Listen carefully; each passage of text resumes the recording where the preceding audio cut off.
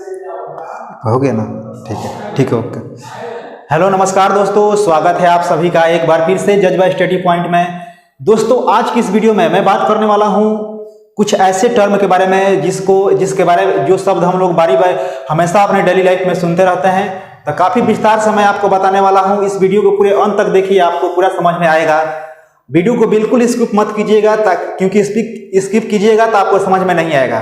तो चलिए इस वीडियो की शुरुआत करते हैं। और अभी तक आपने मेरे चैनल को सब्सक्राइब नहीं किया है तो नीचे लाल कलर में सब्सक्राइब का बटन होगा, चैनल को सब्सक्राइब करके बेल आइकन जरूर दबा दीजिए, ताकि जितने भी मैं इंपॉर्टेंट वीडियोज बनाऊं उसका नोटिफिकेशन आपको समय पर मिलता रहेगा। चलिए मैं बात करता हूं कि धर्मनिरपेक्षता क्या होती है। बोर्ड पर जितने भी टर्म लिखे गए हैं काफी अपनी भाषा में मैं आपको समझाऊंगा, ताकि आपको समझने में किसी प्रकार की दिक्कत ना हो।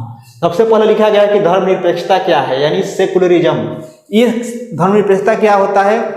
तो धर्मनिरपेक्षता का मतलब अर्थ होता है कि किसी राज्य या देश का अपना धर्म नहीं होना। ये तो सिंपल सा बात है। किसी भी राज्य या देश का सिर्फ जब अपना धर्म घोषित हो जाएगा तो कितने वहां के नागरिकों में मतलब मतभेद हो सकता है। इसीलिए ये हमारे संविधान का भी एक अंग है।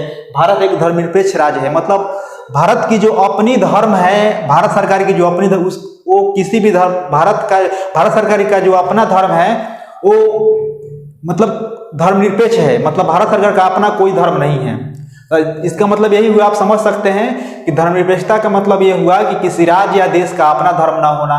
जैसे कोई भी राज्य भी उठा लीजिए, जैसे बिहार हो गया, दिल्ली हो गया, पश्चिम बंगाल, किसी भी राज्य का अपना धर्म नहीं होगा तो धर्मनिरपेक्षता की श्रेणी में कहलाता है। धर्मनिरपेक्षता को आप ऐसे ही आसानी से समझ सकते हैं।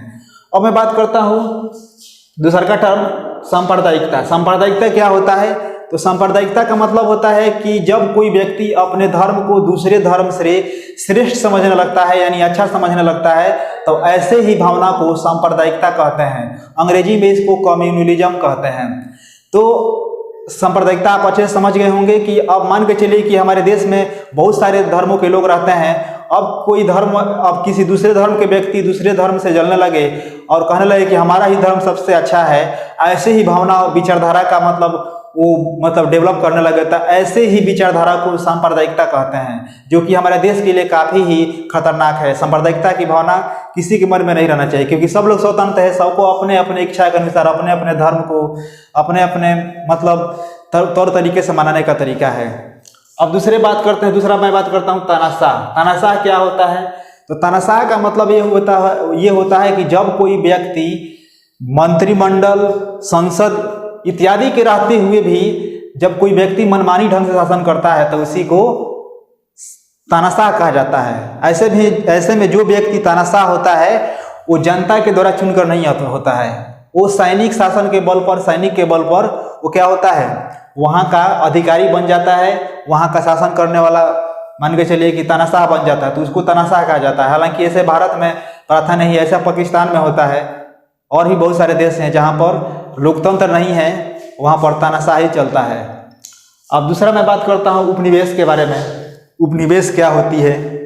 तो उपनिवेश का मतलब ये होता है कि जब कोई शक्तिशाली देश किसी कमजोर देश पर आक्रमण करके वहां पर अपना शासन स्थापित कर लेता है और वहां पर अपना शासन चलाता है, तो उसी को उपनिवेश कहा जाता है। अंग्रेजी में कॉलोनी कहा जाता है। जैसे आप कह सकते हैं कि भारत पहले अंग्रेजों का उपनिवेश था, क्योंकि भारत पर जबरदस्ती उन लोगों ने शासन किया था, तो इसीलिए भारत क्या था, अंग्रेजों का पहले उपनिवेश था। तो इस चीज को आप समझ ही रहे हैं, इस बात को समझिएगा। अब मैं बात करता हूँ दो टर्म के बारे में। आयात और निर्यात क्या होता है?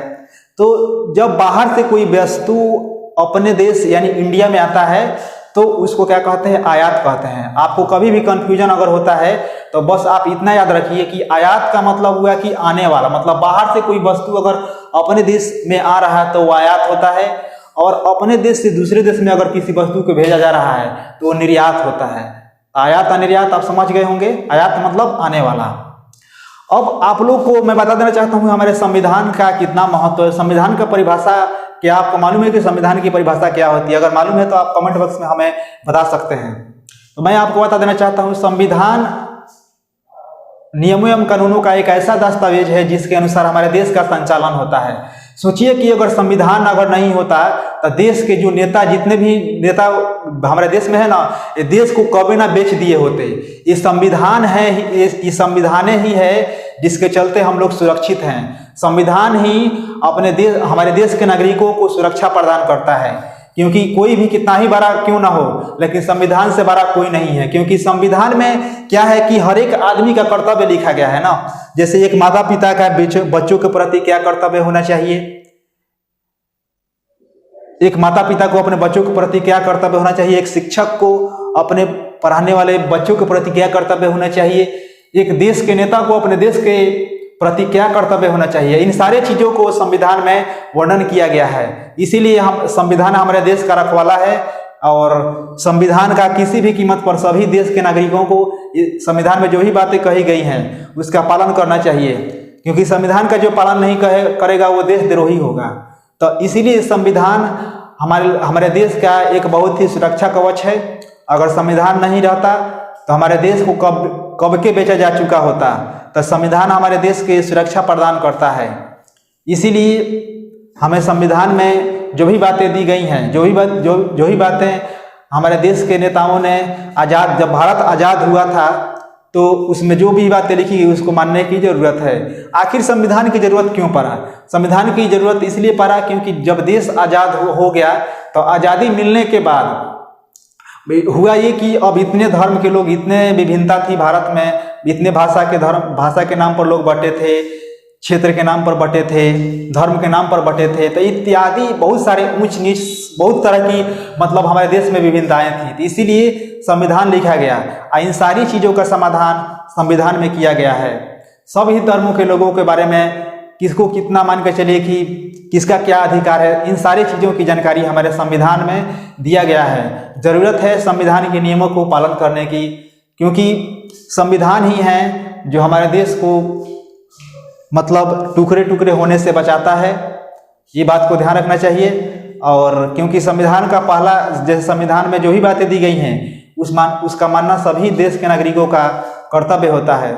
तो मैं आशा करता हूं कि मेरे द्वारा जो भी जानकारी दी गई है, चाहे संविधान के प्रति, चाहे धर्मनिरपेक्षता के प्रति, चाहे सांप्रदायिकता के प्रति, आपको अच्छे से समझ में आया होगा। अगर कहीं दिक्कत हो, मेरी बात को आप नहीं समझ पाए हो, तो आप हमें कमेंट बॉक्स में जाकर कमेंट जरूर कर दीजिएगा, मैं आपको रिप्लाई जरूर करूंगा। तो मिलता हूं अगले वीडियो में, दीजिए इजाजत, नमस्कार।